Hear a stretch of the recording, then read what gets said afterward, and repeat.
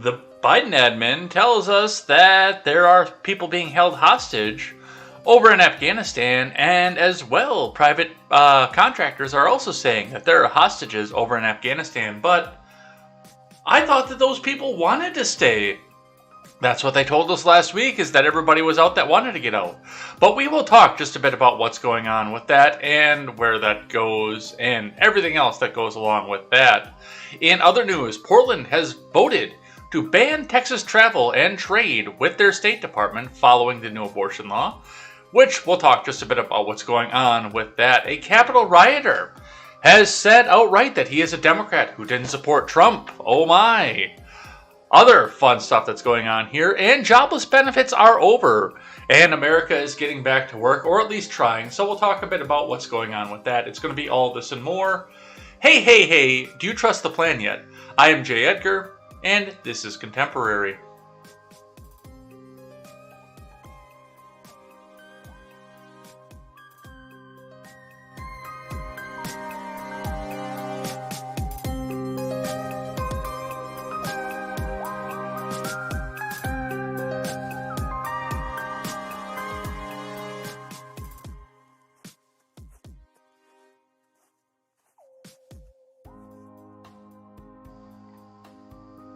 Gotta love the Pretzel Rock's outright ability to take a bar straight from Metroid Prime and put it up on there, and, well, I guess for their ability for us not to get a copyright hit, because, you know, YouTube is always looking for stuff, and Nintendo doesn't look like they'd be a kind of, well, I guess there's live streaming though, so I don't know, maybe they'd be okay with just having something pop up there and not outright get copyright hit, but I don't think that's really YouTube style, especially if it's somebody who doesn't agree with the wall of priority creators that they put up in front of all of our news stories here. And I hope that some of you will watch over on YouTube, but I'm not enthusiastic about that, because why would you watch a live stream of somebody sitting in his bedroom when YouTube will tell you about 75 million other priority creators that you could watch instead that'll stand there in a suit that costs more than your house and fucking lie to you?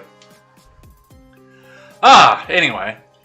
I'm Jay Edgar, this is Contemporary, and we've got a bunch of stuff to get to, as usual, because the news stops for nobody, and there's plenty of stuff to go over. But before we get started, head on over and check out my friends, the Daily Ignoramus, who should be back today.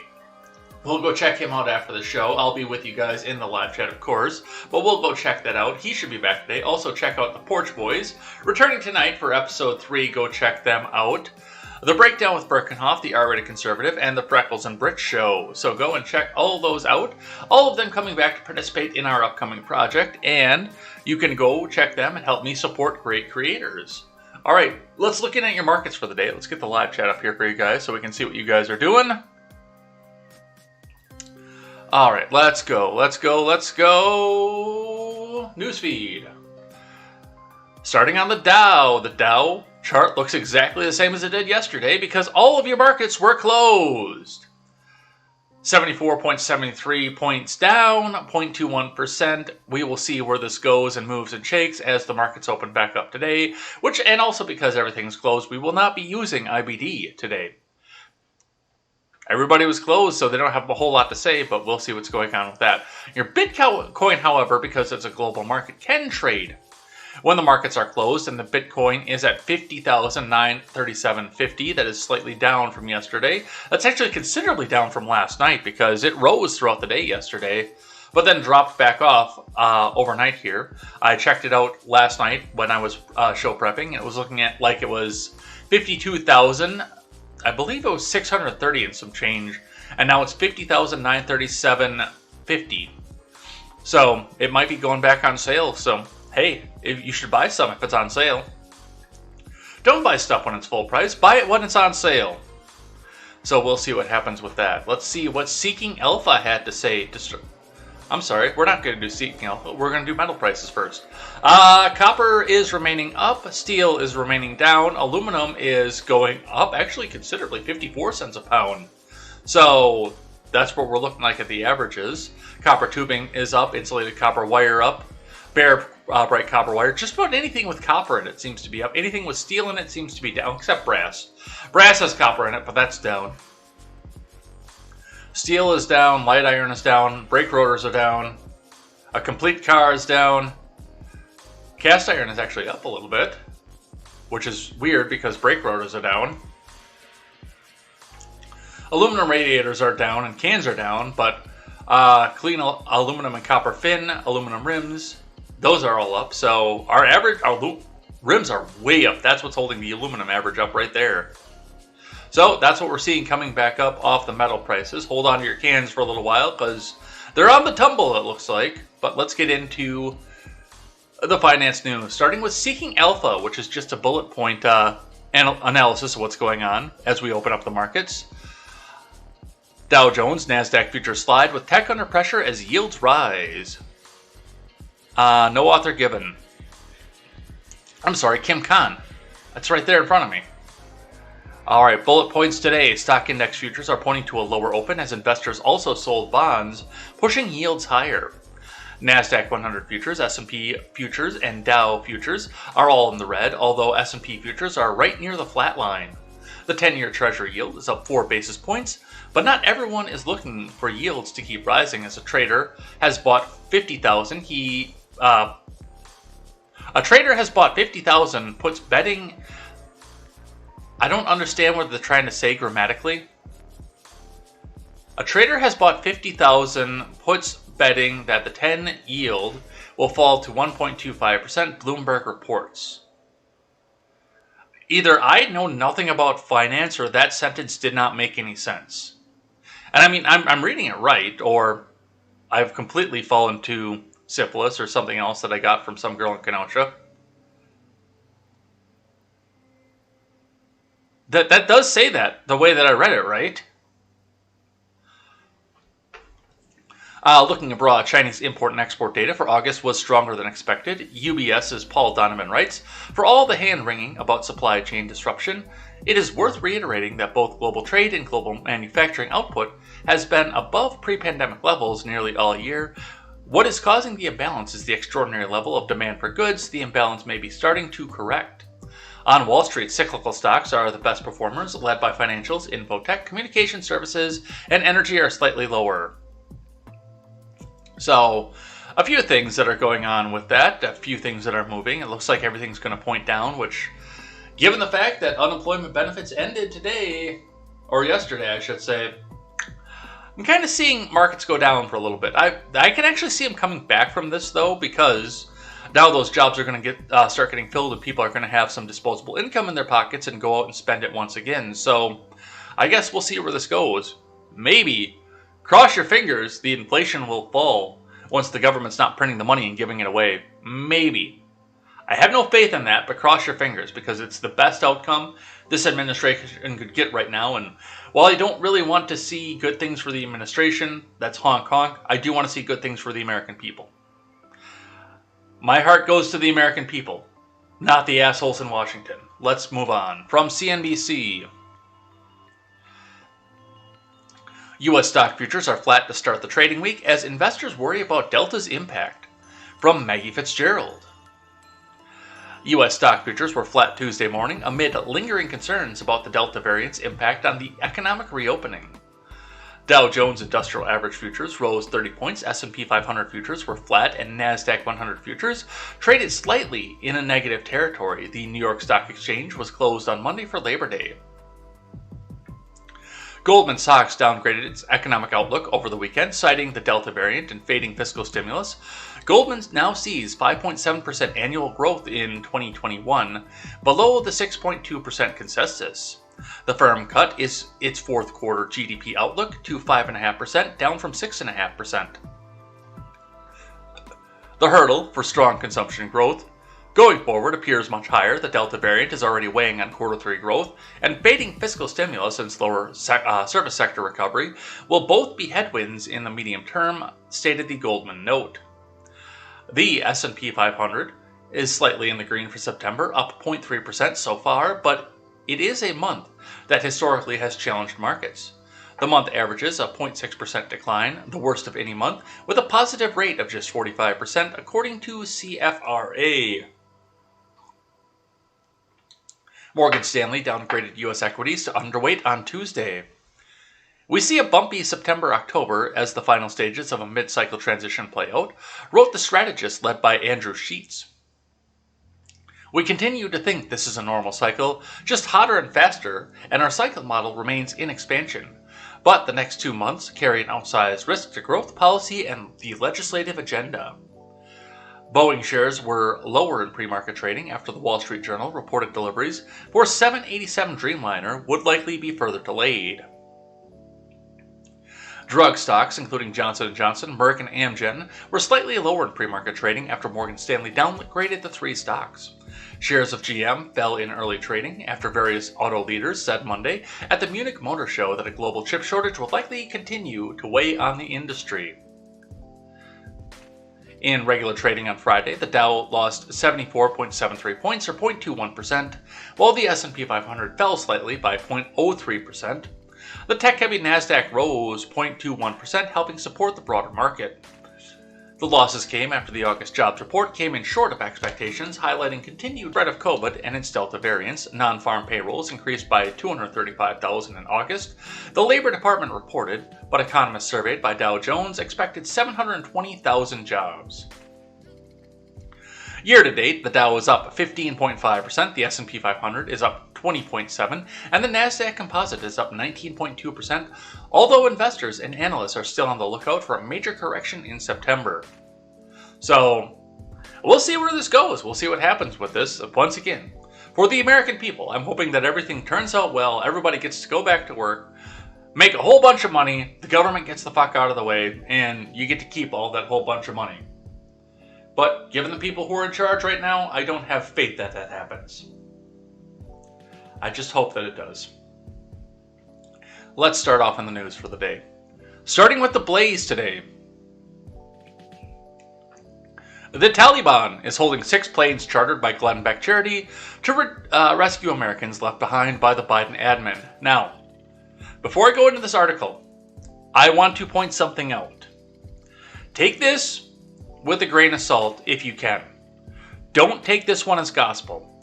For the simple reason of this, they're talking about Glenn Beck's charity and Glenn Beck's planes on a website that's hosted by Glenn Beck. On a website that's owned by Glenn Beck. So there may be some contradictory stuff here, but we're going to read through this because this is something we need to go talk about. And I do have some corroborating evidence that goes with this from other sites as well. This is from Carlos Garcia.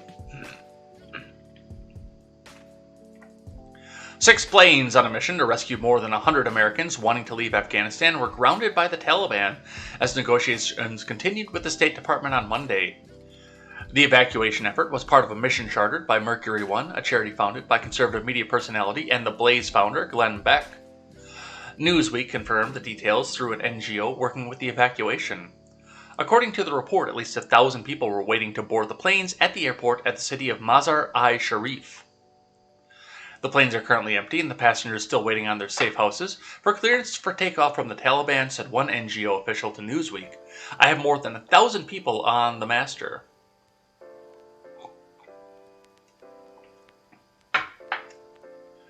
Wow, that one's actually it. Oh, no it's not. We got more stuff here.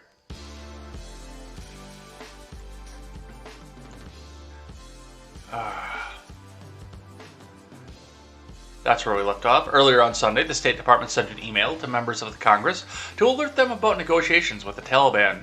The email reportedly said the planes had permission to land in Doha, Qatar, but only after the Taliban allowed them to leave. How's it that old Joe says it? The Taliban! The Taliban! The Taliban is basically holding them hostages to get more out of the Americans, said a congressional source to the CBS News.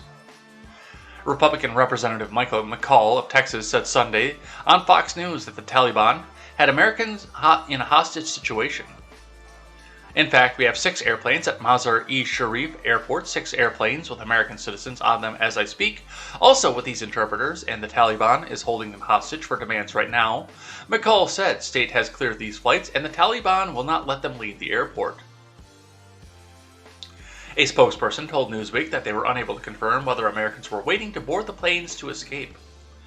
We do not have personnel on the ground. We do not have air assets in the country. We do not control the airspace, whether over Afghanistan or elsewhere in the region, the unidentified official said.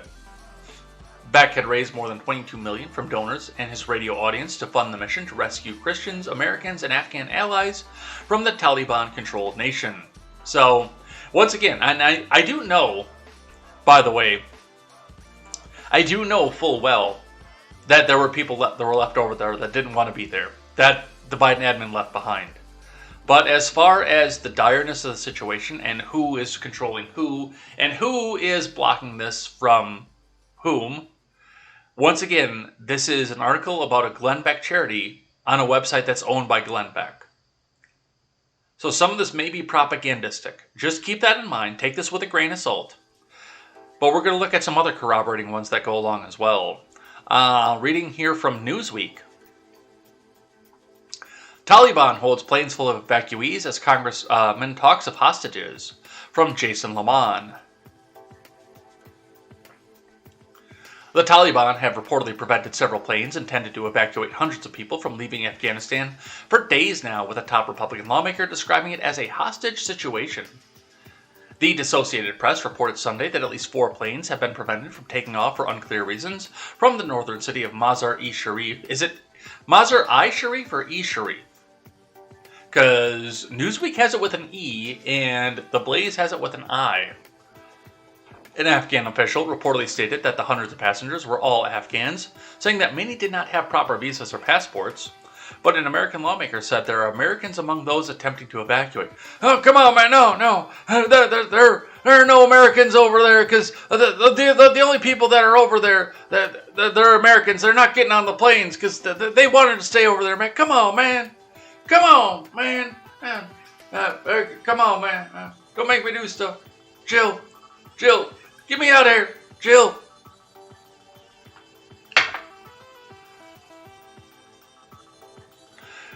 This is really, Chris, turning into a hostage situation where they're not going to allow American citizens to leave until they get the full recognition from the U.S. Representative Michael McCall, the top Republican on the House Foreign Affairs Committee, told Fox News Sunday host Chris Wallace on Sunday. The Texas lawmaker said that hundreds of U.S. citizens were left behind enemy lines amid the chaotic American withdrawal from Afghanistan last month. McCall blamed President Biden, saying the commander-in-chief has blood on his hands. Yeah, and, if this was the other way, and I don't like to do this very often, but if this was the other way, every news media outlet would be screaming and screeching blood on it. I mean, that wouldn't be the last line of the article like it is with this Newsweek article. Oh, it's not the last line of the article either. That would be the top headline. President Trump has blood on his hands. And then the rest of the headline. A State Department spokesperson told Newsweek that it could not confirm whether Americans were attempting to evacuate aboard the chartered aircraft due to a lack of resources and personnel in Afghanistan. We understand the concern that many people are feeling as they try to facilitate further charter and other passage out of Afghanistan. However, we do not have personnel on the ground. We do not have air assets in the country. We do not control the airspace, whether over Afghanistan or elsewhere in the region, the spokesperson said. Given these constraints, we do not have reliable means to confirm the basic details of charter flights, including who may be organizing them, the number of U.S. citizens and other priority groups on board, the accuracy of the rest of the manifest, and where they plan to land, among many other issues they added. The State Department said it remained prepared to help U.S. citizens and Afghan refugees. The federal agency also reiterated that it already evacuated thousands of people in August after the Taliban rapidly retook the country. Yeah, they love to go back to that line, don't they? Mr. President, what do you do about the American people that are still in Afghanistan right now? Mr. President, can you answer us any questions about the American people in Afghanistan? Hey, look, man, come on. Hey, we evacuated thousands of people out of there already. Look at how well we did it in 2 weeks. Come on, man. Come on. So that's what we're seeing coming out of Newsweek. Let's grab one from The Hill. Please support ads to support our journalism. No. State Department says it has no reliable means to confirm if Taliban preventing Americans from leaving Afghanistan. From Michael Schnell. Yeah, because you guys actually emptied out the embassy too, so you're SOL at this point. The State Department said on Sunday it does not have reliable means to confirm a claim made earlier by a Republican lawmaker that flights out of Afghanistan carrying some U.S. citizens were being prevented from taking off by the Taliban because it has no information on the ground about charter flights following U.S. military withdrawal from the country. Representative Mike McCall of Texas, the top Republican on the House Foreign Affairs Committee, said on Sunday that 6 airplanes have been sitting at Mazar-e-Sharif International Airport in northern Afghanistan for the last couple days, but have been unable to leave because the Taliban is preventing them from doing so. McCall said the Taliban is holding them hostage for demands right now without going into detail on what the Taliban was seeking. That's what I want to know. That's what I'm most curious about, is what is the Taliban seeking, if indeed they are doing this. I don't trust the mainstream media enough to come out and say, yes, they are absolutely doing this, but if that's what is actually happening, I do want to see what it is that they're calling for, what they think that the lives of American citizens are worth to them. I'm curious. I'm curious what it is that the Biden admin was willing to give up to leave people in this country.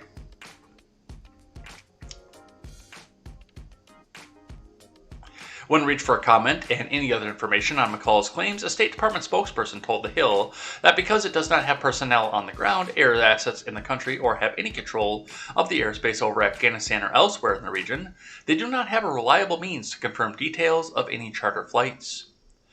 Given these constraints, we do not have a reliable means to confirm the basic details of charter flights. We saw this in the Newsweek article. Yeah. And they're going to keep trying to tell you that it's just Afghans that are over there that are trying to get on these flights, but it's not. It really isn't. But they'll keep trying to tell you this, and, you know, come on, man. It's just, they're not hostages. They wanted to stay over there, man. Come on, man. Most popular president in history. Honk, honk.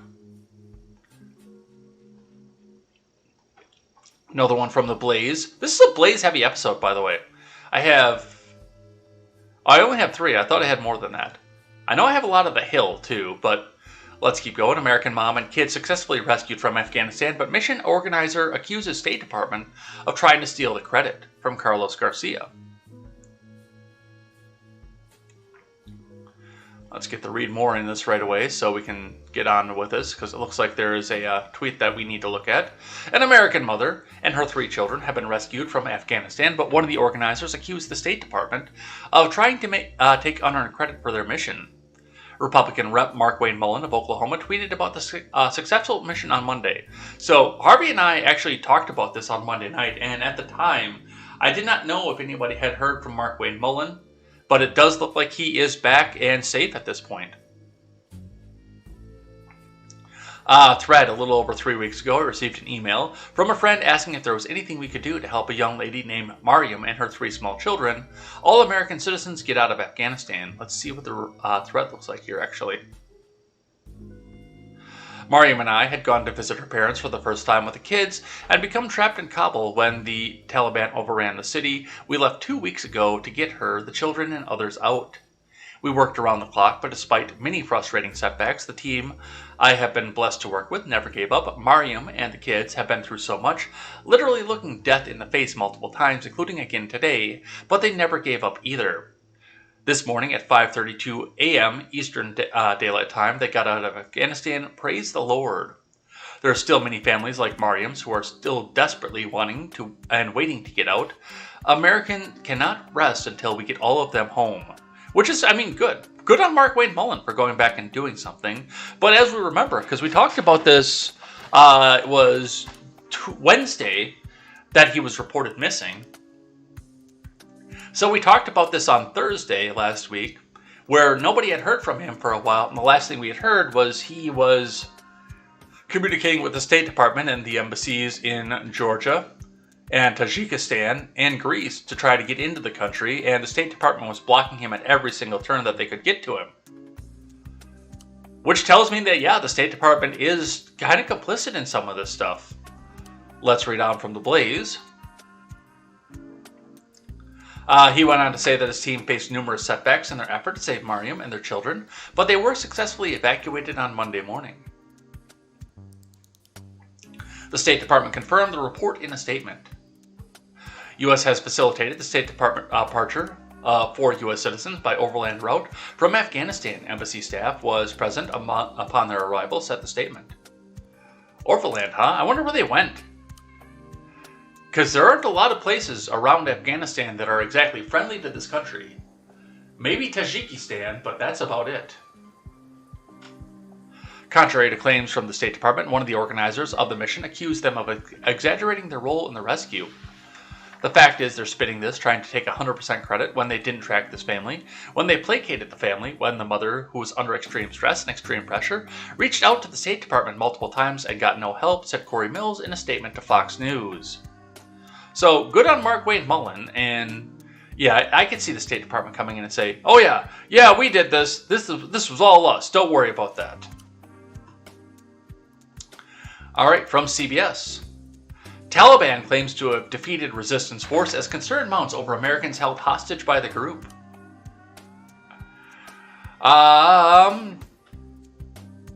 Looks like there is no author given on this one. The Taliban claimed on Monday to have taken full control of Afghanistan. The group said forces had seized the Panjshir,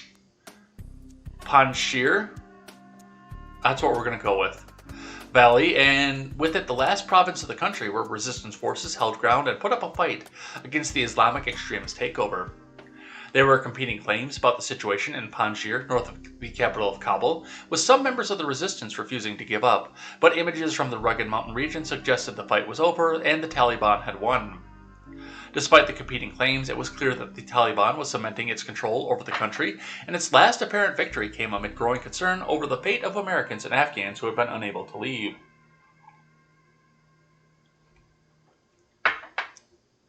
The relatively small force of National Resistance Front, led by Commander Ahmad Massoud, had held out against the Taliban for weeks in the rugged mountains of the Panjshir Valley. It wasn't clear whether Massoud was still in the province, or even in Afghanistan, but an audio message recorded on Monday, he called on all Afghans inside and outside the country to begin a national uprising for the dignity, freedom, and prosperity of our country. After surrounding the region where Massoud and his ally, former Afghan First Vice President Amrullah Saleh, were entrenched, the Taliban intensified its battle over the weekend. By Monday, the group had risen its flag in an apparent sign of victory. When CBS News senior foreign correspondent Charlie DeGatta interviewed Massoud on May before the Taliban takeover, he vowed that he and his forces would fight the Taliban to the death. They are ready, he said of his militia. If the situation goes towards a war, we will announce it and we will be ready. I'll fight for it and I'm ready to give my life for it. Neither Massoud nor Salah had posted anything on their social media channels as of Monday afternoon about the intense fighting over the weekend. Massoud's audio message, distributed via media outlets, was the only indication that they were hoping to keep the fight against the Taliban going. So, well, the resistance is done, according to the Taliban. They say it's over.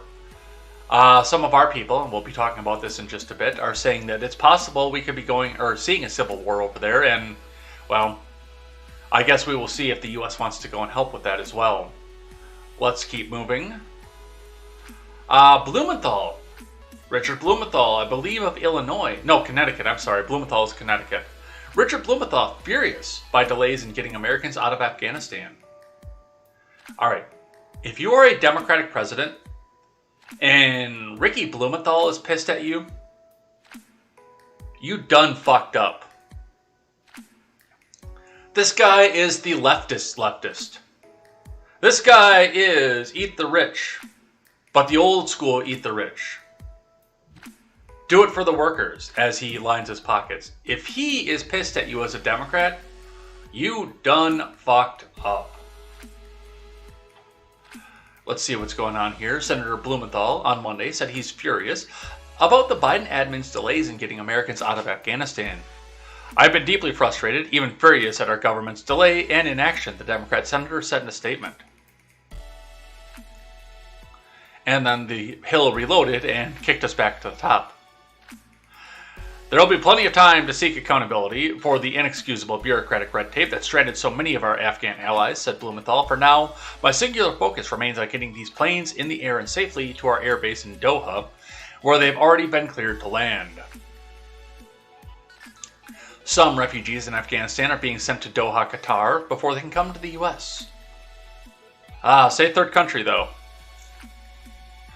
Representative Michael McCall of Texas, the top Republican on the House Foreign Affairs Committee, in an interview on Sunday had criticized the administration over the evacuations of Americans and Afghan allies from the country, which the Taliban took over in August. He said there were planes with American citizens and Afghan allies at Mazar-e-Sharif outside Kabul, and the Taliban won't let them leave. In fact, we have 6 airplanes at Sharif Airport, 6 airplanes with American citizens on them as I speak. Also, with these interpreters, and the Taliban is holding them hostage with demands right now, McCall said on Fox News Sunday with Chris Wallace. Wow. We really got to check out what's going on with the internet and why it is holding off so bad.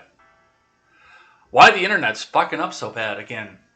Maybe we have to go and reset the router. I mean, we're not going to do that mid-live stream. We'll just go through with what's going on. But it's getting bad. I'm telling you guys. So I guess we will see what happens with that. But yeah, when Blumenthal has said you done fucked up, you done fucked up. From the New York Post. General Milley says civil war in Afghanistan may bring al-Qaeda resurgence, from Mark Moore. General Mark Milley, the chairman of the Joint Chiefs, said a civil war could break out in Afghanistan and lead to a resurgence of terror groups like al-Qaeda now that the withdrawal of U.S. troops is finished. My military estimate is that the conditions are likely to develop of a civil war, Milley told Fox News during an interview on Saturday at Ramstein Airport. I still get a kick out of the fact that their Air Force base is called Ramstein. That's hilarious. In Germany. I don't know if the Taliban is going to be able to consolidate power and establish government. Du hast mich. He said the terror groups could seize the chaos in Afghanistan and establish a foothold. I think there's at least a very good probability of a broader civil war, and that will then, in turn, lead to conditions that could, in fact, lead to a reconstitution of al-Qaeda or a growth of ISIS or a myriad of other terrorist groups. He told Fox News. You could see a resurgence of terrorism coming out of the general regions within 12, 24, 36 months, and we're going to monitor that, Milley continued. The general was in Germany to thank the troops from the U.S. European Command for helping to erect a massive tent city at the airport to process thousands of Afghans who are headed into the U.S. What we're doing as people come in is they're getting their names registered. We're doing the biometrics. They check their irises. They do fingerprints. They do a full facial photo, he explained, pointing out that officials with the Department of Homeland Security, FBI, State Department, Customs and Border Protection, and the U.S. Agency for International Development are involved. We have an agency for that? What? Why? Although, I guess I can see why we have an agency for that, because the acronym for that is USAID. USAID. You can see it right there. That's why we're doing it. We're doing it to help.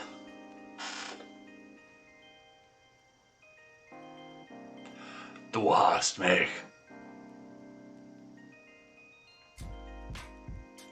Milley said he's very comfortable with the security measures taken in regards to the Afghan refugees, adding that 30,000 individuals have already been processed. He did note that U.S. intelligence gathering in Afghanistan will be hindered now that the U.S. withdrawal is complete. We'll have to reestablish some human intelligence networks, etc., Milley told Fox News. And then, as opportunities present themselves, we'll have to continue to conduct strike operations if there's a threat to the United States. So the war wasn't really over. They said it was over, but now they're going to talk about going out and doing airstrikes. They just got the troops out. And, well, most of the U.S. citizens. And most of the people that helped them through the 20-year occupation. Not all, but most. But the war is not over. We'll do an airstrike if we find it necessary. That's not a withdrawal. That's not ending the war. That's not ending the forever war. That's just changing it so you don't have to see any more body bags coming back to the United States. Arvolt just said the scariest words in the English language. Thank you, Arvolt.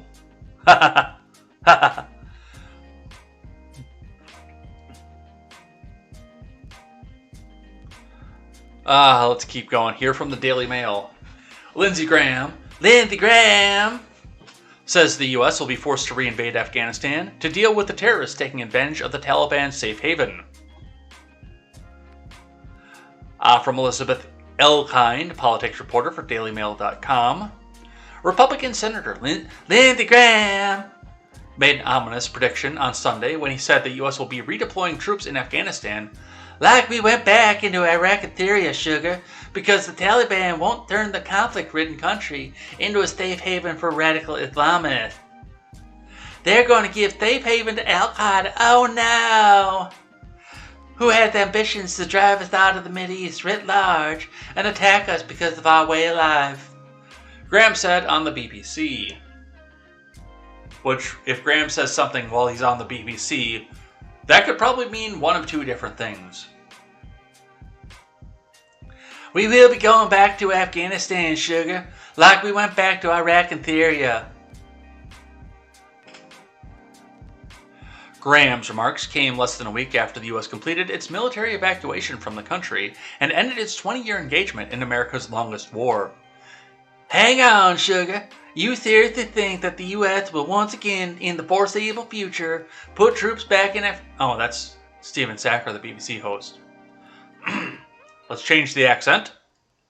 Hang on. You seriously think that the U.S. will once again, in the foreseeable future, put troops back in Afghanistan? BBC host Stephen Sacker pressed.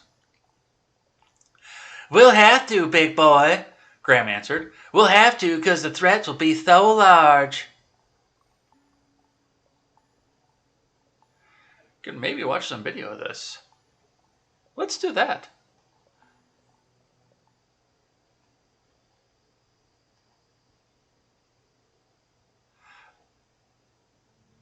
Never mind, I'm a moron. This is archived. We can't watch the video.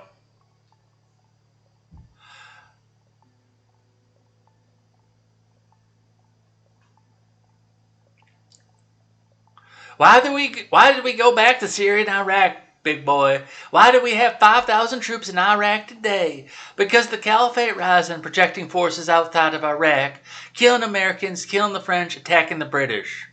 Trust me, there's nothing more that our friend Lindsey Graham would love than to go back into Afghanistan forever, because I'm sure he is on the dole for some of these defense contractors. He is of the neocon persuasion that wants us to go to war forever.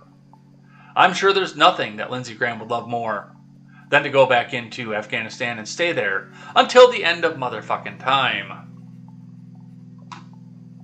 So Milley says we're going back, or there's going to be a civil war. Graham says we're going back, there's going to be a civil war. We can't get planes out, we can't get hostages out. People in the State Department are starting to call them hostages. But yes, this was a successful operation, wasn't it? That's what the State Department told us. That's what the Biden admin told us. Come on, man. We had a successful operation. Getting all of our military people up out of Afghanistan 24 hours before we had to, man. Don't ask me questions, man. Come on, man. No. Of course we got everybody out before we were supposed to. Come on, man. And don't worry about it. The people that are still over there, they wanted to stay. And come on. This was a successful mission. Mission complete, man. Come on, man. Successful mission. This is what a successful mission looks like. All right. Let's move on off of that. Let's talk about other things that are going on that are really, really stupid. From the Hill, once again, Portland to vote to ban Texas travel and trade following the new abortion law. This is from Olaf Imihan Ocean. And by the way, I also want to point out that the Afghanistan stuff, Look at the shares on this. And of course, there are 2,511 comments, but a lot of that could be botted. But look at the shares on this. And I noticed this while I was looking back through the other articles as well. Portland has come up and said they vote to ban Texas travel and trade following the new abortion law. 13,864 shares. State Department says it has no reliable means to confirm if Taliban is preventing Americans from leaving Afghanistan. 159 shares. The mainstream media is trying desperately to keep this Afghanistan thing out of the ears of the people. They don't want you talking about it, and they're not going to come out and advertise this article because that's not going to be the one that looks good for Democrats. Whereas abortion, Republicans all hate it and Democrats all love it. 13,000 almost 14,000 fucking shares. Blumenthal is furious by delays of Americans getting out of Afghanistan. 407 shares. Abortion!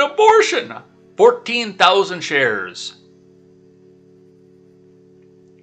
Thought you guys would find that interesting. I do like the fact that The Hill puts that tracker up on top.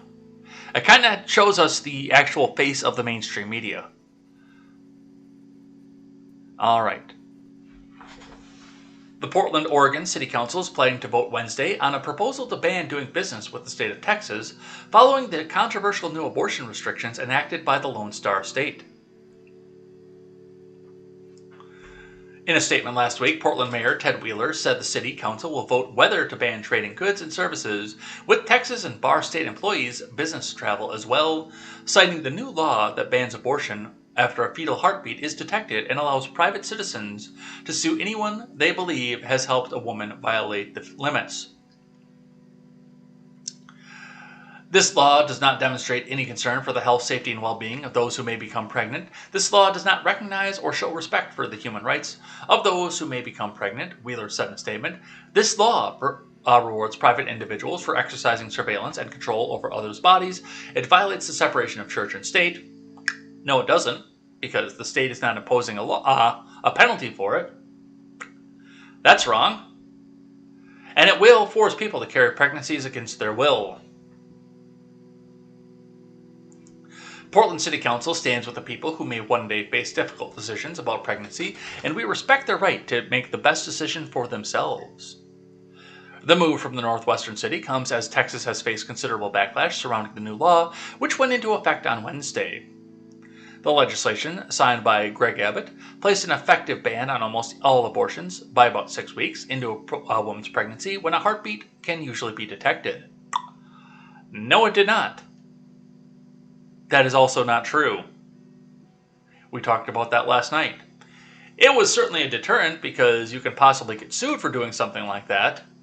But I do still think that there are going to be judges, especially in the Houston and Dallas area, that are going to laugh this shit out of court.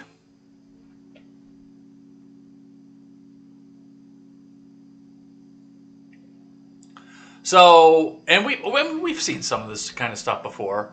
What was it? California did the same thing with Georgia over the voting law, and I believe they did it with Texas over their voting law too, or at least their attempted voting law, where it's like they cannot. And this is just a city as well, so I do have to wonder what's going to go and happen with that as well. So, the city of Portland cannot ban its citizens from going back and forth to Texas. It can't do that. It doesn't have the purview to do that. As much as they would like to say that they have the purview to tell their people whatever they want to do, they can't do this. But what they can do is they can restrict their city from getting any of its supplies, like its paper, or its pens, or the paper towels in the bathroom, or the toilet paper that goes in the shit house,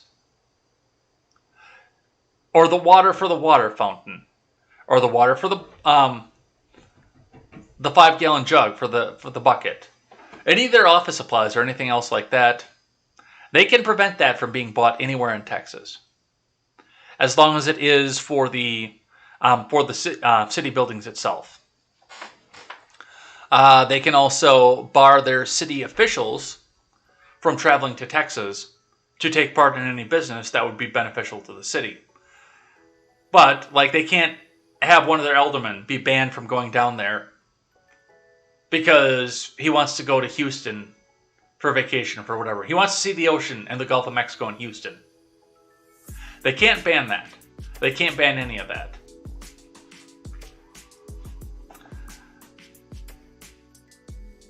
So this is a lot bigger of a deal than, or not as big of a deal as the Hill is trying to make it out to be, and I'm sure leftoids are trying to make it out to be either. We're going to completely boycott Texas because the government said that you're not allowed to go there. Well, you are still allowed to go there because they can't bar you from going there. But that's what we see coming back up out of that.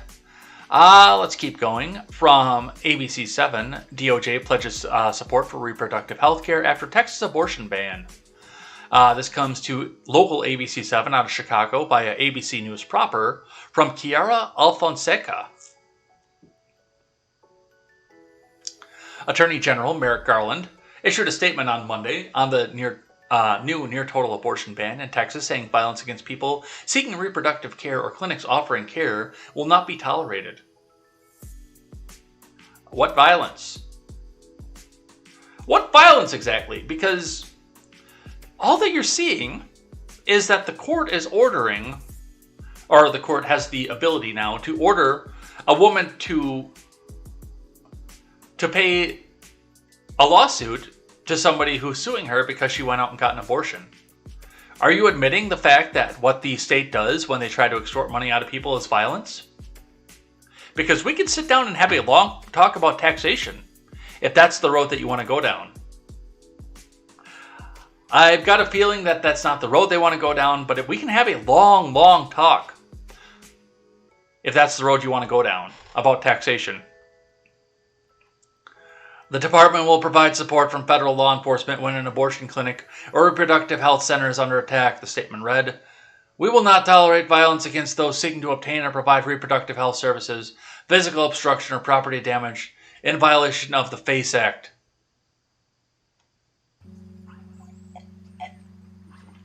The Texas law bans physicians from providing abortions if the physician can detect a fetal heartbeat, which would include embryonic cardiac activity that can be detected as early as 6 weeks into a pregnancy. This law is different from past abortion legislation, which allows private citizens to bring civil suits against people who aid or abet an abortion. Although it was allowed to go into effect, the law is being legally challenged. Many people who are pregnant don't know they're pregnant by week 6. A person who is currently pregnant dispelled that myth last night. Most abortions performed in the U.S. occur after the 6-week mark, according to the CDC.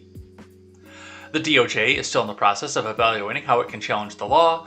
Garland's statement said, and the AG has pledged his support for reproductive health care. While the Justice Department urgently explores all options to challenge the... Wait. Back up.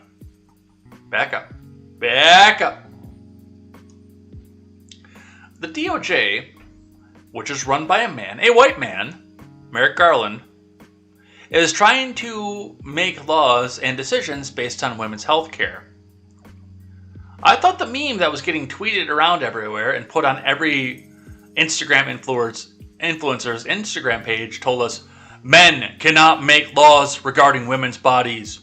Men cannot make laws regarding women's bodies. Read it again.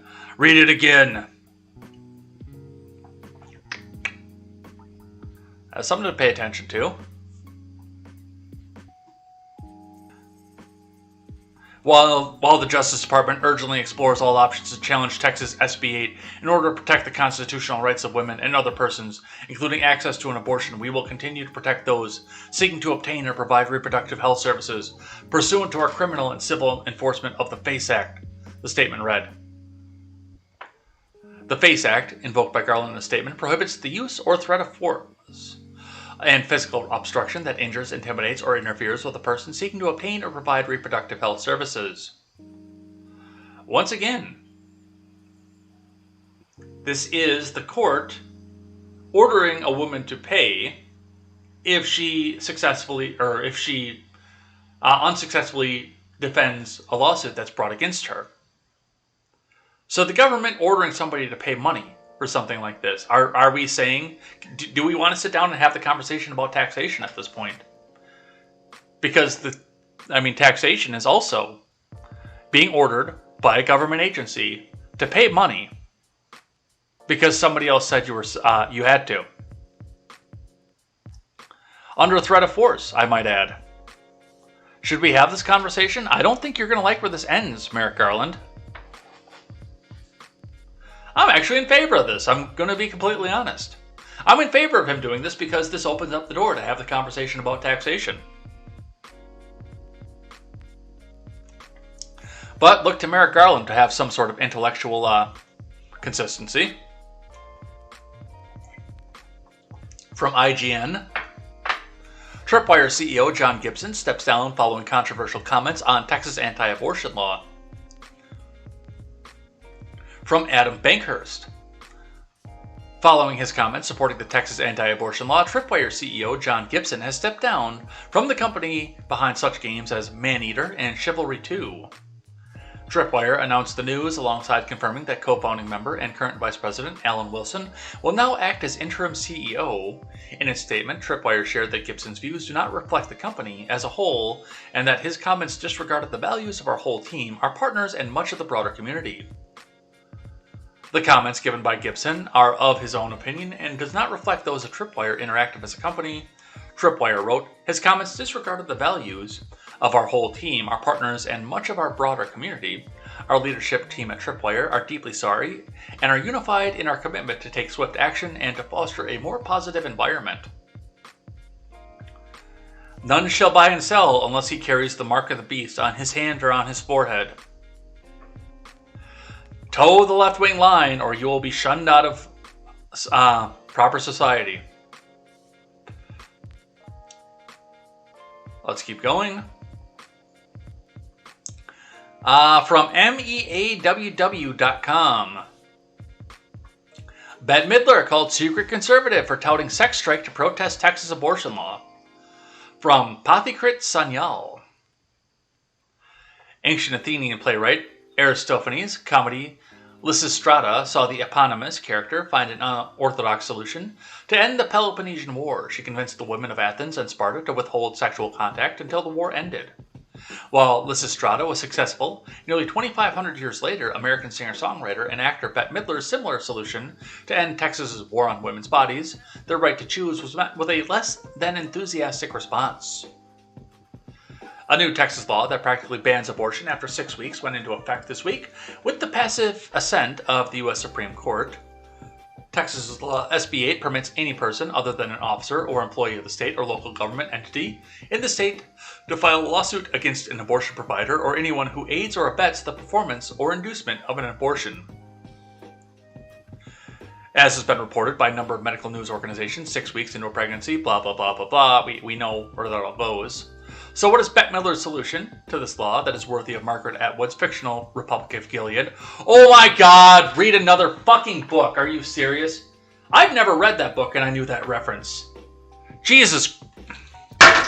Read another book. Seriously. Margaret Atwood's.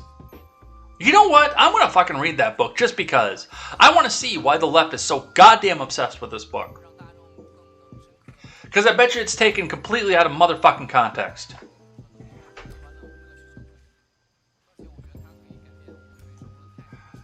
Midler tweeted, I suggest that all women refuse to have sex with men until they're guaranteed the right to choose by Congress. Yes. Do so, please. You know what you'll stop if you stop having sex with men? Abortion. You can't get pregnant if you don't stick that there.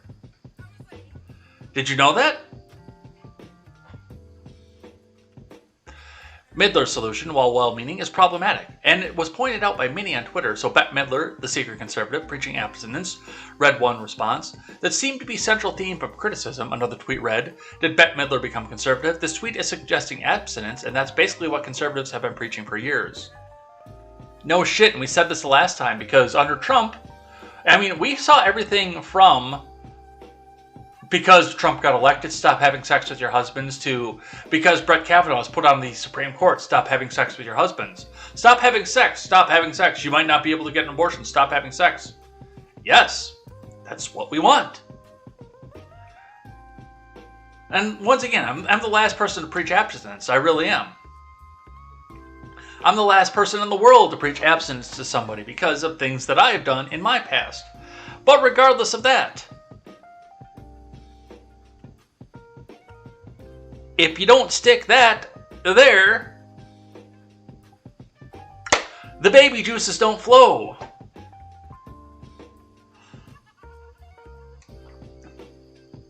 And she wasn't the only one to do this either, by the way. There were a lot of people. Alyssa Milano did this. Several others. It's just Bette Midler they want to get onto at this one. But Jesus Christ, read another book. Seriously.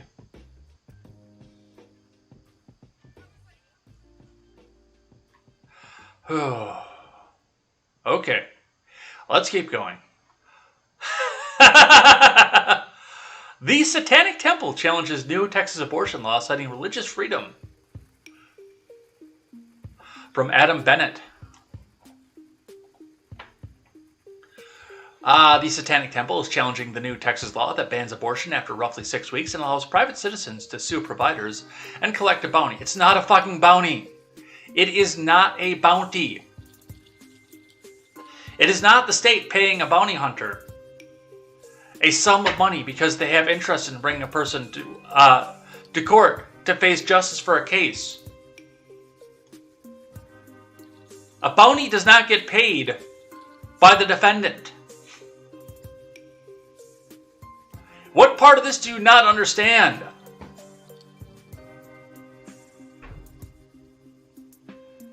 The mass-based organization, which is tax-exempt and describes itself as a non-theistic church, argues that members in Texas should be exempt from Senate Bill 8 under the Texas Religious Freedom Restoration Act, which bans government from infringing on religion. The Satanic Temple stands ready to assist any member that shares its deeply held religious convictions regarding the right to reproductive freedom, wrote the group on its website. Accordingly, we encourage any member who resides in Texas and wishes to undergo the satanic abortion ritual within the first 24 weeks of pregnancy to contact the Satanic Temple so they may help them fight this law directly. One of the 7 beliefs on the Satanic Temple's website reads, "One body is inviolable, subject to one's own will alone." Another says belief should conform to one's best scientific understanding of the world. One should take care to never distort scientific facts to fit one's belief. I have no more words for this. The Satanic Temple wants to go help people kill babies. And I mean, Satanic Temple is not Satan worship either. And, you know, a lot of us follow Styx, Hex, and Hammer, usually at my recommendation. But a lot of us follow his content. And he is an ex-Satanist. And he generally sets the record straight that the Satanic Temple is satanic in name only. For the most part, they are paganistic and scientific more than actually satanic. Like, they don't really worship the Dark Lord. But, you know, a lot of nature worship, a lot of stuff like that, a lot of scientific worship. So they're closer to like Scientology or even like I said, paganism than actually satanic. But still, you can't read a headline like that and just not think to yourself, okay, the Satanic Temple wants to help you kill babies.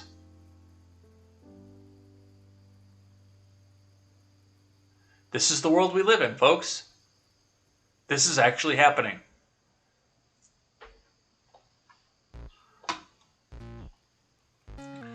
From The Blaze, liberal commentator demands Biden deputize doctors to perform abortions in Texas. Time to play hardball. From Chris Enlow. There might be a video clip for this.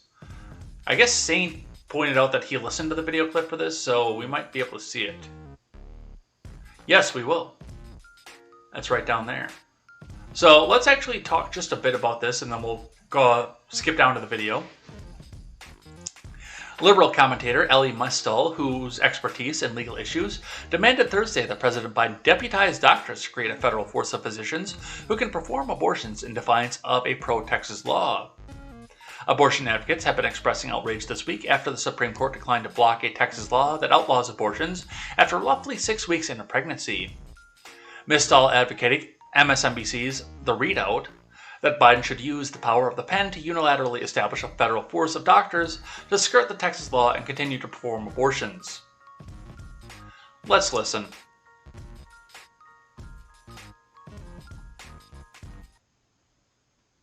We need to go and get women in Texas and protect their constitutionally protected medical rights. And the way you do that is that you deputize doctors, you federalize doctors, you create, through an executive order, an army of federal doctors who are going to go into Texas and protect the Constitution by consulting women about their privacy rights and their medical history. That, by federalizing the doctor force, that would protect those abortion providers from the Texas law, which, as we all said, it's a bounty system. Only private citizens can enforce it. Well, you know what? Federal officials are protected from private civil actions by qualified immunity, which I don't like. But you know what? It's time to play hardball, right?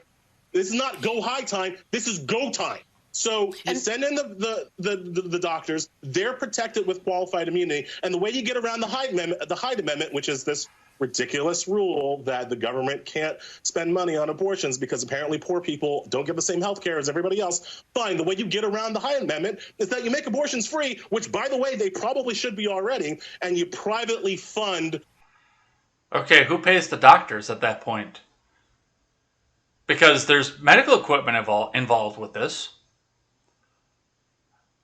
There's the overhead, the lights, the building maintenance, the property tax, the cost of the building itself, the cost of the bed, the cost of the instruments, the doctor's salary. How do you make this free without violating the Hyde Amendment? The government paying for it. The doctors who are doing this service in defense of the Constitution. Biden could do that law tonight, and he could have the doctors on their way to Texas tomorrow. That's what he would do if he needed to go get some people off roofs from a flooding situation. So that's what he had to say off of this. And, you know, I got to take the communist idea off of this one for just a second, and kind of the same thing that that he was saying as well. Now, abortion is never going to be illegal for rich people, because they're just going to go to a place where they can go and get it freely, or not freely, they'll pay for it, obviously, but safely. They have the means to travel. If some CEO's 17-year-old daughter gets pregnant and can't walk around in the socialite club with the billion-dollar CEO, and he happens to live in Houston, she's not going down to the local Planned Parenthood to have it taken care of. They're going out to Oregon and California. But once again, this is not illegal in Texas, because Texas can't itself go back and take action off of this. They have to rely on private citizens to do so. So with that being said, yes, they can go back and, if the father of rich socialites' boyfriend, if rich socialite's daughter's boyfriend goes out and says, "Oh, I didn't want my child aborted, I'm going to go sue." Rich socialite, actually, first off, probably just pays off the lawsuit and is done with it. But yeah, he has the chance to go back and do that. And once again, you know, because he'll go back and sue the airplane manufacturer, the flight attendant, this, that, and the next thing. The people who aided and abetted it. That does put some responsibility back to this. But yeah, I mean, rich people are still going to do this. Rich people are still going to do this. I don't agree with it, but rich people are still going to do it. But yeah, no, you can't make this free. There's no logistics behind it. As much as they try to tell you there's a logistic for it, there's not. Alright, so that's what we see coming back up out of that. Get the live chat back up here for you guys.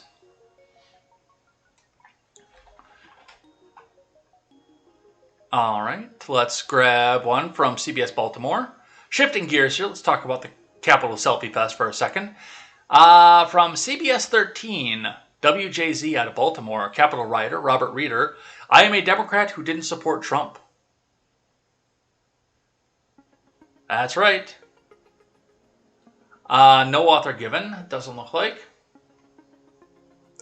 A Harford County man who pleaded guilty to joining the January 6th selfie fest at the U.S. Capitol says he's a registered Democrat who wasn't a supporter of the former president and found himself at the scene as an accidental tourist. Persecutors countered that he appeared to be proud of his actions that day.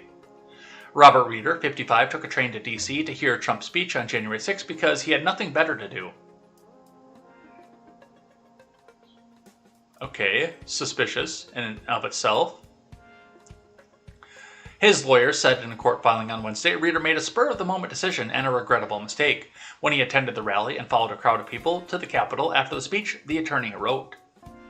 Mr. Reeder is not politically active and is not or has never been a member of any right-wing or anti-government extremist group and has unfortunately been publicly grouped with many people whose views he abhors, defense attorney Robert Bonsib wrote. U.S. District Judge Thomas Hogan is scheduled to sentence Reeder next week, the 7th Capitol riot defendant to be sentenced. He faces a maximum sentence of 6 months in prison after pleading guilty to parading, demonstrating, or picketing in a Capitol building. Federal persecutors have recommended 2 months.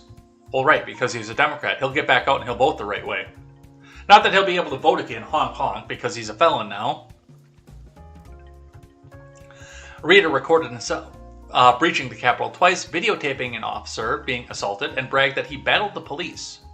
A persecutor said in a court filing on Friday, documents said Reeder contacted federal investigators through his lawyers on January 19th with a compilation of videos taken by him on his cell phone showing himself storming the U.S. Capitol. On January 6th, Reeder, who was wearing a Make America Great Again hat, said several minutes into the video, "We've been getting tear gas, thousands of people. I'm a registered Democrat. I never supported Trump," as he's seen in a video wearing a MAGA hat. No, this is another instigator who went out there who tried to get this pushed off of this. This guy glowed. I told you right from the beginning, there were people that were going to be into this who were going to try to get people drawn out. So I thought that honestly, when I first heard that people were going to go to January 6th and voice their concern over what happened on Election Day, Hong Kong, when I heard people were going to D.C., I thought the National Guard was going to start shooting. I thought the National Guard was going to start turning automatics on their fellow people.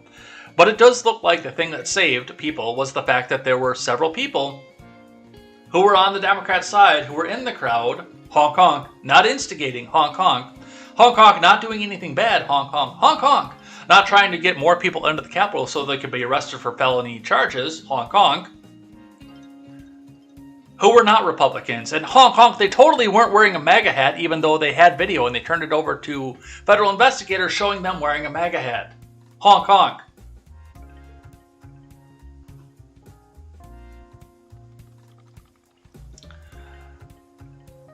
So that's what we see here.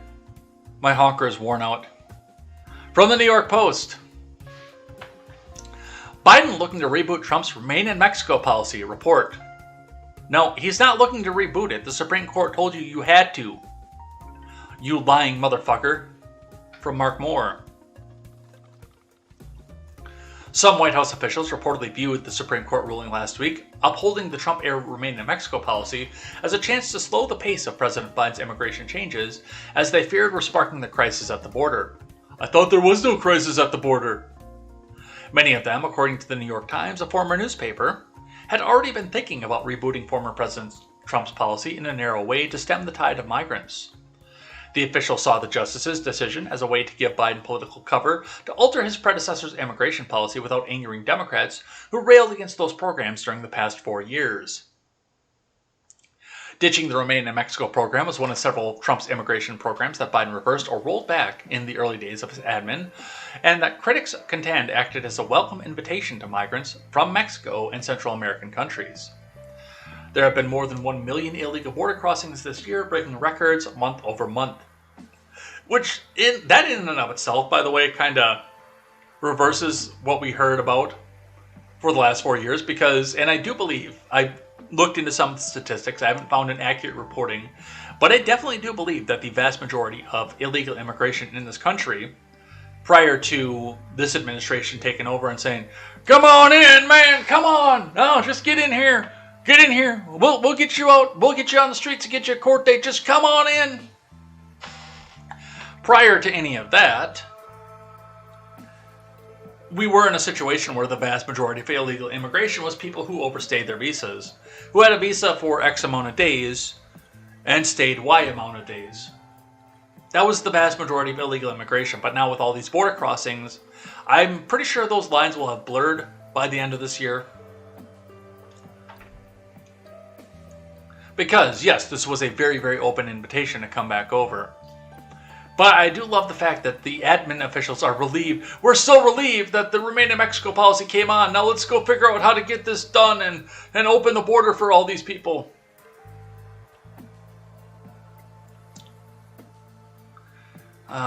We got a little bit more here to do. Then we'll go see the Daily Ignoramus. Numerous leftists on Twitter shared the obviously sketchy story about Oklahoma hospitals being overrun with ivermectin doses. This is from Ash Shao over the Daily Wire. Leave it to the left to uncritically accept even taking the most rudimentary steps to verify it. Over the weekend, numerous leftists with blue check marks on Twitter shared a story originally reported by Oklahoma news outlet KFOR, which breathlessly published the claims of a single doctor who claimed the state's emergency rooms were being overrun with patients who had overdosed on the veterinary version of ivermectin, forcing gunshot victims to wait. KFOR apparently didn't reach out to the hospitals to verify the doctor's claims before publishing the story. It was then picked up by Rolling Stone and Rachel Madcow again. Without any verification, Northeastern Health Systems, Sequoia, one of the hospitals mentioned in the article, released a statement saying the doctor who made the claims, Dr. Jason McElia, hadn't worked in the hospital in months and that no ivermectin overdose victims. Here's the hospital's full statement. Although Dr. McElia is not an employee of NHS Sequoia, he is affiliated with a medical staffing group that provides coverage for our emergency room. With that said, Dr. McElia has not worked at our Sallisaw location in over 2 months. NHS Sequoia has not treated any patients due to complications related to taking ivermectin. This includes not treating any patients for ivermectin overdose. All patients who have visited our emergency room have received medical attention as appropriate. Our hospital has not had to turn away any patients seeking emergency care. Oh no! Oh no! The emergency rooms are overrun. The ICUs are overrun. We're out of ICU beds. What do we do? We want to reassure our community that our staff is working hard to provide quality health care to all patients. We appreciate the opportunity to clarify the issue, and as always, we value our community's support. The story should have been viewed skeptically from the beginning, but since so many journalists and leftists believe that people in more rural parts of America aren't as smart, they shared the story without question. Drew Holden, a freelance writer, gathered a list of verified leftists who shared the story and their preferred narrative on Twitter. Will we get any apologies from The Guardian or the Daily Mail? Newsweek, New York Daily News, or The Hill? Yeah, it's all there.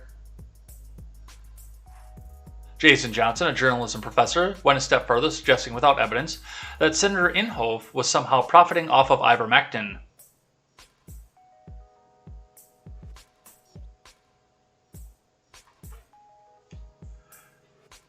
Wonder if Inhofe has any financial ties to ivermectin. Wouldn't be the first time he appeared to have profited off of COVID-19.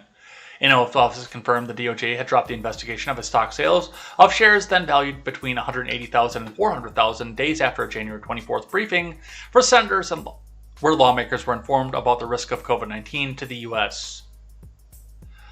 Yeah, it's kind of hilarious, the fact that they just went and ran this back out without question. And I'm also very entertained by the fact that so many people seem to believe that this ivermectin thing has never been used in human use. By the way, if you're watching on a platform other than YouTube, I would suggest at least looking into or if you're watching on YouTube right now, I would at least suggest going down into the description and bookmarking one of the other links to one of the other streaming services I use, because I have said the I word 8 times at this point already. And YouTube does not care for that word.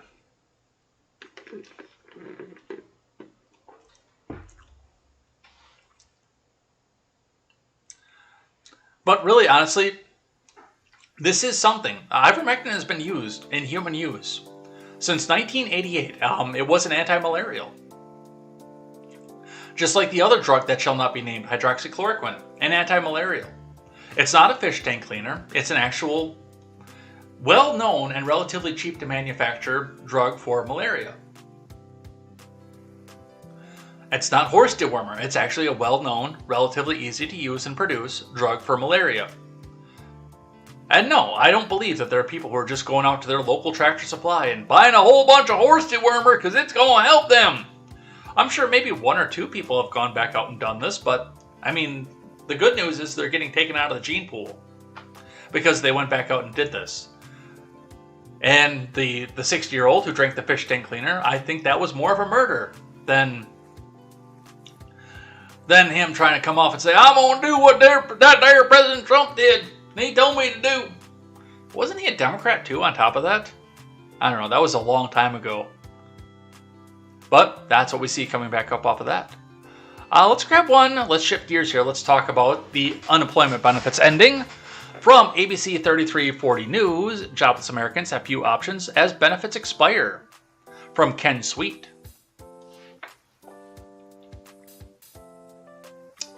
Millions of jobless Americans lost their unemployment benefits on Monday, leaving only a handful of economic support programs for those who are still being hit financially by the year-and-a-half-old coronavirus pandemic. Two critical programs expired on Monday. One provided jobless aid to self-employed and gig workers, and another provided benefits to those who have been unemployed more than 6 months. Further, the Biden admin's $300 weekly supplemental unemployment benefit also ran out on Monday. It is estimated that roughly 8.9 million Americans will lose all or some of these benefits. While the White House encouraged states to keep paying the $300 weekly benefit by using money from the stimulus bill, no states have opted to do so. Many states even opted out of the federal program early after some businesses complained they couldn't find enough people to hire. The data have shown minimal economic benefits from cutting off aid early in those states. Of course it has. Economists Peter McCrory and Daniel Silver of JP Morgan found zero correlation between job growth and state decisions to drop the federal unemployment aid, at least so far. An economist at Columbia University, Kyle Coombs, found only minimal benefit.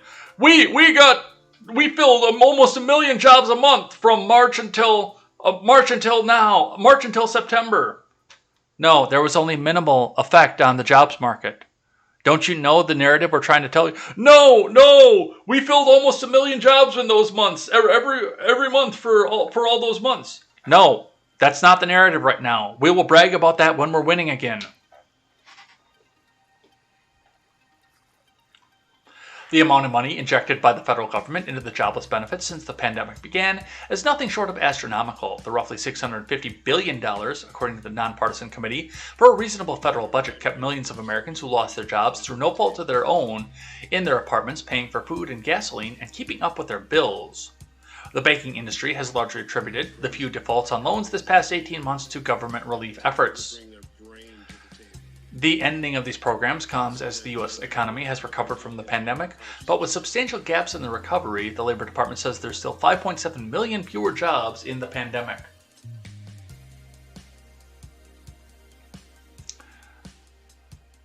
We have few options. We don't know what to do as benefits expire. Okay, here's what you do.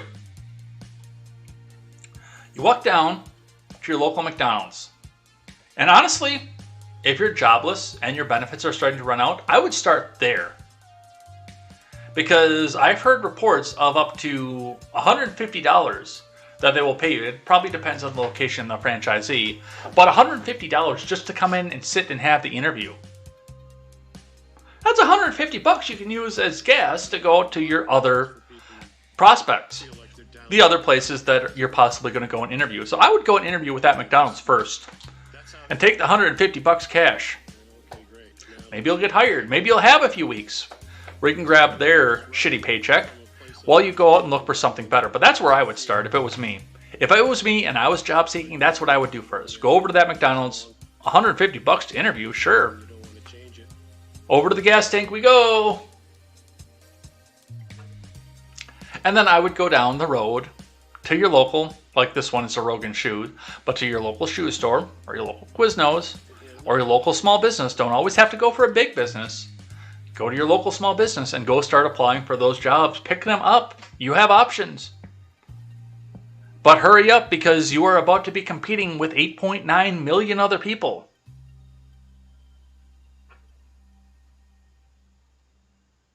That's what I would do if it was me. All right. Andrew from Don't Walk Run Productions put this video out, and he says, "So, all jobs are exploitative. All wages are unlivable. Everyone should stay home to avoid contracting a virus that's 99.99% recoverable if you're healthy." I can't do the Andrew voice while doing that gigantic Andrew smile like he always does. Oops! Clearly this 18-year-old has underlying conditions. She should stay home forever. Let's watch the video. I have not seen this video either, by the way, so this was one I will be watching for the first time with you guys, because I caught this like 2 minutes before I hit the live button and added it to the stack. Just because, just looking from it in the caption, told myself, this is probably going to be hilarious. Let's watch. And the saga continues. After days of public humiliation for being owned by an 18-year-old on Twitter and having it posted all over the internet by the Daily Dot, Newsweek, and a viral video on my own TikTok account, congressional candidate Samuel Williams decided to double down on his misinformation. Just thought I would post this for the liberal trolls that think that ERCOT is run by the state of Texas. The Texas legislature does provide some oversight, but doesn't control ERCOT. But first of all, Samuel, I never said that the Texas legislature controlled ERCOT, and I never said the state of Texas controls it either. I said that ERCOT was overseen by the Texas Public Utility Commission, which has 3 commissioners that are appointed by the governor, which I'm right about. But let's look at the source that Samuel used in his tweet. First of all, ERCOT is responsible for 90% of the Texas electrical load. More than 26 million people. But this is what ERCOT says on the infographic he used to try to disprove me. ERCOT is a nonprofit organization that ensures reliable electric service for 90% of the state of Texas. The grid operator is regulated by the Public Utility Commission of Texas and the Texas legislature. That is exactly what I said in my original tweet. Thanks. You proved me right. Glad you acknowledge you're wrong. So once again, Samuel, here's my response. I thought you would have learned your lesson. Every time you spread misinformation or try to twist the narrative about Texas issues, I will correct you publicly. I will ensure that you do not get... Okay, this woman seems obsessed. Anybody else get that vibe? Because I got that vibe. elected. So by all means, keep giving me opportunities to show that you aren't fit for office. Because you got effing schooled by a teenager. Let me repeat my statement that I gave to the Daily Dot. Because judging off the way you misused your own source, I might need to break it down for you a little bit. I'm sick of white men in Texas trying to delegitimize the education struggle of women, especially women of color. If you're going to run for a congressional seat, maybe make sure you're informed enough about the people you want to represent that an 18-year-old freshman in college doesn't publicly embarrass you before you even start a legitimate political career. Are you sure that you're not a fan of socialism? Because you just made yourself publicly owned.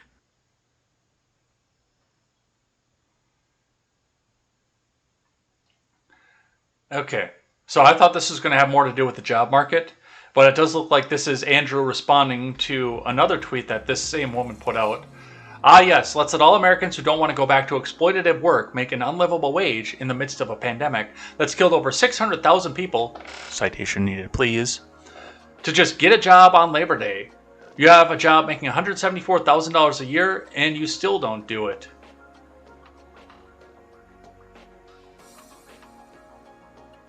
Yeah, this woman sounds obsessed, and yeah, this one actually probably should, like a few of you are saying in the live chat, probably should stay out of the public life until the pandemic is over, because one of the biggest underlying conditions, statistically, for having the commie coup and actually having a major complication from it, is obesity. But yeah, that was an obsessive TikTok. Holy shit. That was cancer.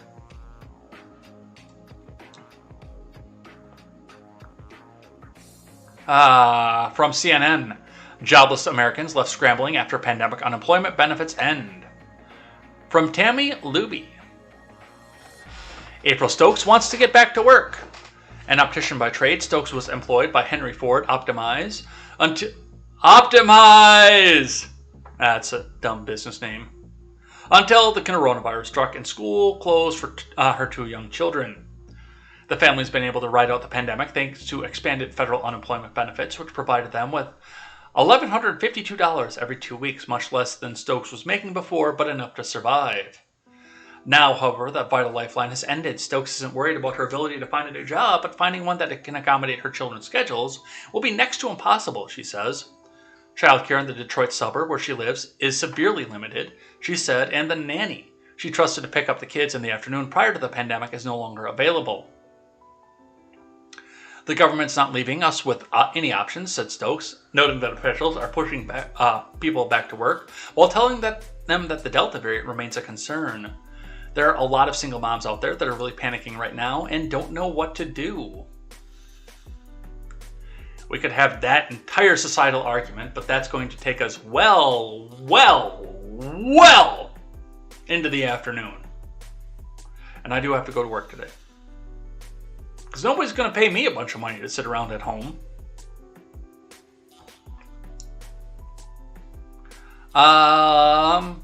Nearly 18 months after Congress came to rescue of jobless Americans, its historic expansion of the nation's unemployment benefit system expired nationwide this weekend. Lawmakers who extended the 3 pandemic programs in December and March are not expected to renew them again. A key component of the relief efforts was a federal weekly supplement for out-of-work Americans. Initially, the jobless received $600 a week boost. From April through July of 2020, Congress then revived the enhancement in late December, but reduced it to $300 a week. Lawmakers also created 2 other measures to aid the jobless when the coronavirus struck. The Pandemic Unemployment Assistance Program provided payments for freelancers, the self-employed, independent contractors, and certain people affected by the outbreak, while the Pandemic Emergency Unemployment Compensation Program extended payments for those who have exhausted their regular state benefits. President Biden said last month that states could use federal relief funds to extend the programs beyond Labor Day, but so far none have said they will do so. The end of the safety net comes as the Delta variant, Delta, is weighing on the economy and dampening hiring. The U.S. only added 235,000 jobs in August, far lower than economists had been expecting, and the smallest increase since January. Yeah, I bet you that turns around this month. More than 8 million people are now left with no unemployment compensation at all, while another 2.7 million lost the $300 federal weekly boost, but will continue receiving state payments according to estimates by the Century Foundation. See, here's the thing. Here's the deal. This is one of those situations where you should probably have thought ahead and planned ahead. Because you knew this was coming. I mean, the news media breathlessly reported, oh, the benefits are going to end. They're going to end. You're going to be left with nothing. They've been doing that for 2 months. You knew this was coming. Just like you knew the eviction moratorium was ending too, by the way. You knew this was coming.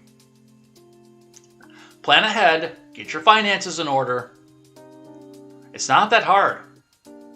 Especially with all the help wanted signs that were out there. Now, I could understand back in March when there were no help wanted signs out there. I can understand back in April when places were shuttering and letting people go because they were put at limited capacity, or many of them weren't allowed to have any sort of indoor dining, in-person dining. Many of them had been reduced to takeout only and didn't need the nearest staff. I can understand wanting to have those extra benefits back then when there were no opportunities, no options for you to go to. A walk down the street tells me, and this is Wisconsin, I don't know how it is in Texas. Harvey said it was just the same way in Texas, where everybody's hiring, everybody's begging. But I can tell you what it's like in southern Wisconsin. And in southern Wisconsin, it is a sign, every single window. Help wanted, help wanted, help wanted.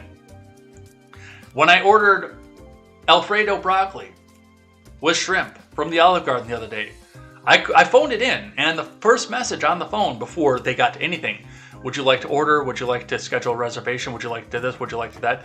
The first thing that they said was, we are hiring. If you want to come in and apply to work for us, press 1 now to speak to a manager. Before anything else, their primary business is food. But before anything else, the first message on the phone is, we are hiring. Please press 1 to talk to a manager. It is not like there are no jobs out there. Yeah, it might suck. It might blow that you have to go wait tables for a little while.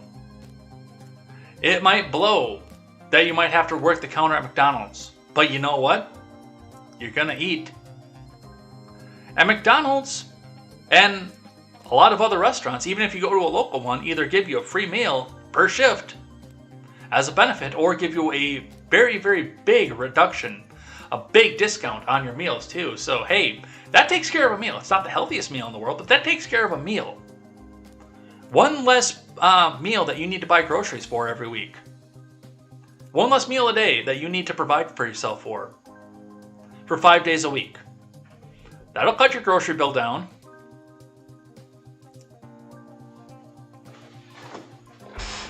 So, yeah, it's not like they don't have options, you guys. All right. More capitalism arguments.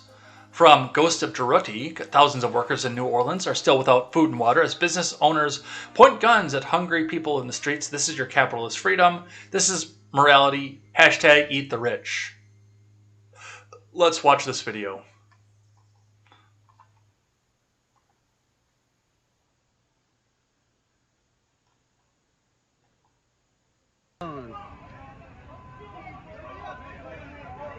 They try to go in that fucking girl. Bitch.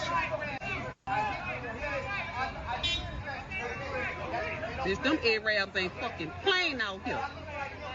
Trying to go in the fucking people's store.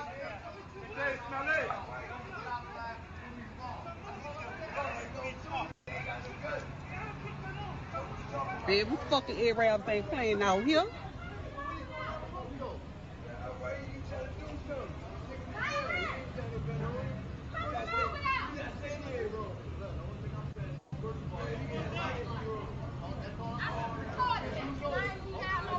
He shot him? Shot the shit out of his ass. Oh, wow. Fucking gun. All right, and really honestly with that, if I was in a situation where people were riotous, especially after last summer, where people were coming in and they thought that they wanted to come and loot someplace because they were hungry, at a point where the Biden admin, by the way, has not visited or brought FEMA aid, but the news media won't tell you about that, I would be holding my gun out too. You get the fuck off my property if you think you want to come in and loot and steal. I would be holding that too if it was me. That's not a capitalist thing. That's just common sense. All right, just a couple more here. From ABC 7 News, bosses using Tattleware to monitor employees working from home. I have no author given. Is your boss watching you? More companies are keeping an eye on remote workers to make sure they're actually working. They're using so-called Tattleware software that takes a live photo of workers from home about every minute from their company laptops. No. Other software can track keystrokes in web browsing. For example, employers can see everything you write in an email or in Slack. No. Some employees say the software is an invasion of privacy. Companies say it's holding people accountable. Okay, if you want to hold them accountable like that, bring them back into the office. Because see, here's the thing. One of the advantages of working from home is that, especially if you have a family, you get the opportunity to make sure your kids are taken care of. Now, if you are given company equipment, you probably shouldn't be using that to surf the web of, okay, what do I do about fucking cholera? But you should be able to get up and go to your other computer and do that Google search without having to worry that the webcam will take a picture of you every minute. No, fuck that. If you're going to allow me to work in my own home, then you're not going to be taking a picture. You are not going to take a picture of me every minute in my home. As far as tattleware, as far as like web browsing and stuff, yeah, okay, I will grant you that. I'll give you that one. But as long as the work is getting done on time, what the fuck does it matter?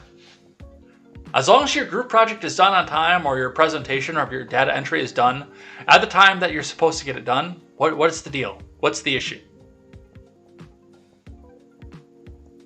The only thing I would be concerned about is if you could take your laptop home and go immediately turn over to Xhamster and watch some college chick getting railed by someone that she doesn't love on a company computer, and therefore inviting 1,000 viruses into it. But you are not taking a picture of me in my home while I'm working. Fuck you. I think I'm going to skip these two just because they didn't really fit with anything. We might talk about them later on in the week, but I guess NARA is having some issue with the documents that are being held in the National Archives.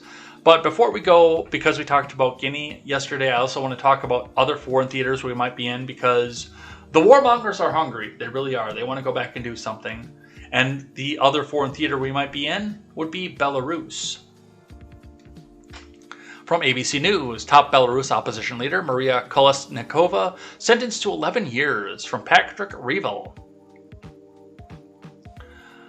One of Belarus's top opposition figures, who helped lead massive protests against the authoritarian leader Alexander Lukashenko last year, has been sentenced to 11 months in jail by a court in Minsk. Maria Kolesnikova was one of 3 women who found themselves at the head of a huge peaceful protest last summer, threatened to end Lukashenko's 26-year rule, but have been since squashed with relentless repression. Most opposition figures, including Svetlana Tikhanovskaya. Okay. Well, I can accept that. Become the movement's who has become the movement's primary leader, were forced into exile shortly after the protests began last August, triggered by Lukashenko claiming victory in a presidential election widely condemned internationally as rigged. It's rigged. It's the worst election. Okay.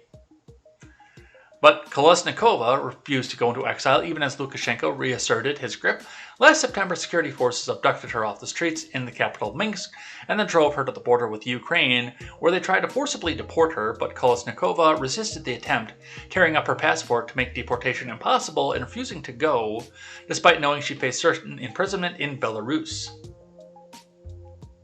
A Minsk court on Monday sentenced her to 11 years in prison, along with another prominent activist, Maxim Znak, after convicting them on charges of extremism and illegally trying to seize power. He and Kolesnikova were members of the Opposition Coordination Council that was founded during the protests to demand a peaceful handover of power from Lukashenko. Their trial was held behind closed doors with no evidence produced publicly, and both had pleaded not guilty, denouncing the charges as political. The sentence follows months of intense crackdown in Belarus as Lukashenko's regime has sought to smash any organized dissent after riding out the protests. Most independent media and human rights groups have been shut down and hundreds of arrested, with dozens already sentenced. Virtually all leading opposition figures are now jailed or in exile. And we live in a country where you don't have to salute the flag or pledge allegiance to it. In fact, you can make your students pledge allegiance to the pride flag.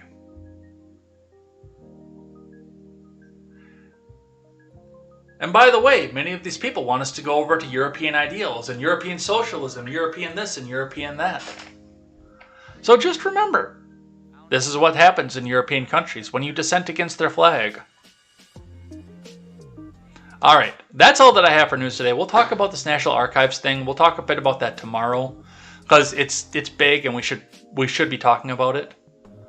But for now, let's go look at the trending tab over on Twitter and see what we have going on here. So the last thing we do on Tuesday is look at Twitter trending and see what the top 5 trends are for the day.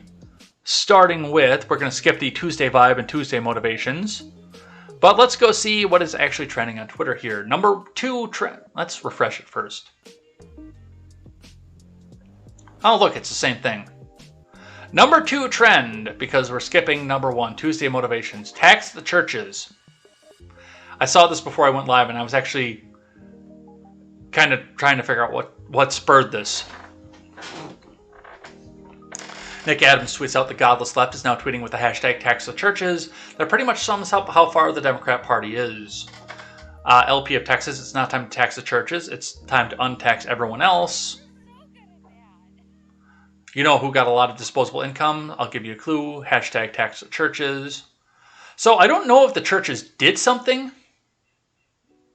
specific where they're coming out to try to tax the churches. I have not seen any of that, but once the rabid, bloodthirsty left gets their hands on a hashtag that they like, they just come and blow it back up with nothing else. So I don't know what's going on with that. I do understand why the churches are untaxed. They are supposed to be staying out of politics. They're not. But they're supposed to be staying out of government function, so therefore the government's supposed to be staying out of them. I do like what the LP of Texas has to say, and they become woke bullshit normally, but every once in a while they get one right. And yeah, we should untax everyone. We should stop taxing people altogether. But that's what we see coming off of that. Number 3, Anthony Fauci. Some hospitals in the U.S. are growing close to reaching full capacity as COVID-19 continues to spread, and soon officials could be making choices about who gets an ICU bed, Dr. Fauci says. Dr. Fauci says that some people they might not get an ICU bed, so you better lock down again, and we got to get the unemployment back out here so people don't have to go back to work because I want to keep people up in the cages. And I'm Dr. Fauci, and Fauci says that my word is law because Joe Biden said that my word is law. The patron saint of medicine, everybody. Dr. Fauci.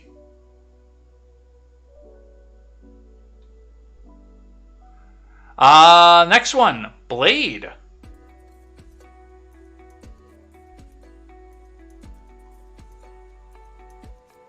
Let's see what's going on with this. I saw that Wesley Snipes was trending too. I liked Blade too, by the way. I've seen all those movies.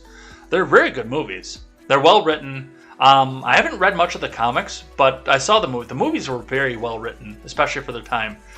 Trinity was a little bit weak compared to the other two, but the first two were really, really well written.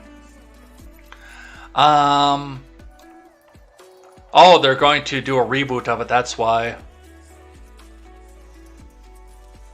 Just a friendly reminder that without Tobey Maguire's Spider-Man and the X-Men movies, we would have never gotten the MCU. It's because of Blade. It all comes back to Blade. Respect Wesley and his contribution. Yeah, wasn't Blade like a year or two before the Spider-Man movie? I know it was early in the MCU. I don't remember which one came first. I think it was Blade, though. Take a bullshit. Blade was the first successful Marvel movie. It came out in 98. Spider-Man, okay, yeah, it came out in 98. Spider-Man didn't drop until 01. By that time, Blade 2 had already dropped. Please put some respect on Wesley Snipes. Yeah, I could see that. I remember Blade, actually, when I was first introduced to Blade, it was in the Spider-Man cartoon. Because Spider-Man was going after a villain who was a mutated bat. And Blade picked it up because bats are vampires, apparently. That was the first introduction. It was an animated Blade back in the early 90s. And then, yeah, the movie, which was very good. Very good. Good movie as all.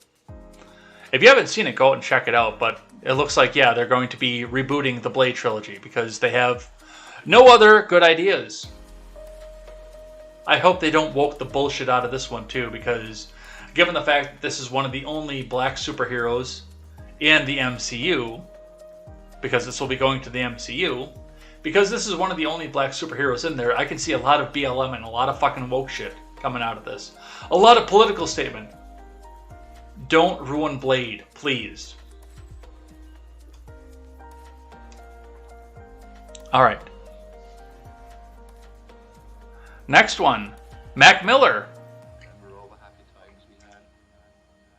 People remember the late rapper Mac Miller on September 7th, the 3rd anniversary of his death. Today marks 3 years since we lost Mac Miller. I'm gonna live forever because a legend never die. Obviously, of course, not going to play that because, copyright ding. Mac Miller passed away 3 years ago, the most profound individual. 3 years ago today, the world lost Mac Miller. Rest in peace. I'm going to tell you guys right out, but I have no idea who Mac Miller is. Not a clue. But F in the chat for Mac Miller, I guess. The next one, is this the last one too? 1, 2, 3, 4, 5. Yep. National Beer Lovers Day. Raise a beautiful pint for National Beer Lovers Day. So apparently today is National Beer Lovers Day. I'm not a beer lover. I don't really care for beer. Plus I'm off the sauce because A, keto, and B, I tend to drink myself into an oblivion and then can't function the next day. And as busy as I am, I can't go without functioning for the rest of the day. So don't drink much anymore. But regardless, today, for those of you who do enjoy beer, and of course it had to be the Packers on top of it all, beer may not solve all your problems, but neither will water and milk. Hashtag National Beer Lovers Day. Make sure you guys go out and put out a tweet for National Beer Lovers Day. And that's going to be it for the day. Let's head out of here, shall we?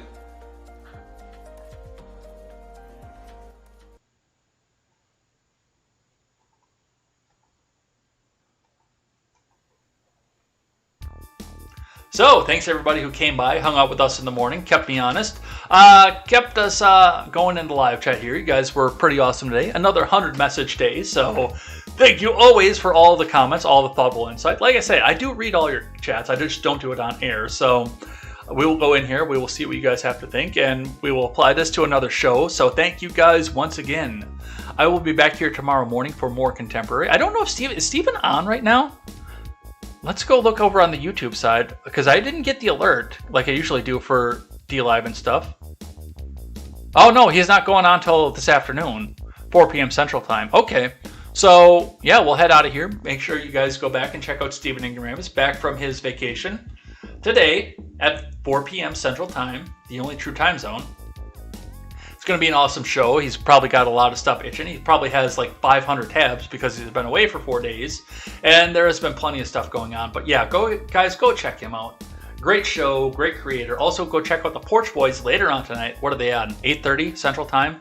Go check them out as well. That's also a great show. Go pick up both of those shows, and we will see you back here tomorrow for more contemporary. Until then, I am Jay Edgar, and this is Contemporary. Take care.